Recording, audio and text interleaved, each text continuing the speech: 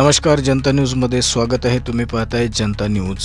दिवाळी हा सण सर्वच जण मोठ्या आनंदात व उत्साहात साजरा करतात, परंतु समाजात काही अशाही व्यक्ती आहेत की त्यांना दुसऱ्यांच्या सुखात आपले सुख पाहण्याची इच्छा असते. त्यामुळेच ते इतरांना सतत मदत करत असताना दिसत असतात व आपला आनंद द्विगुणित करतात. असाच प्रकार मंगरुळपीर येथे डॉक्टर बाबासाहेब आंबेडकर चौक येथे उमेद विक्री केंद्रात मंगरुळपीर येथील एका पत्रकार बांधवाने गरीब महिला व मुलीला दिवाळीचा फराळ व लक्ष्मीची मूर्ती व इतर साहित्य खरेदी करून दिले आहे.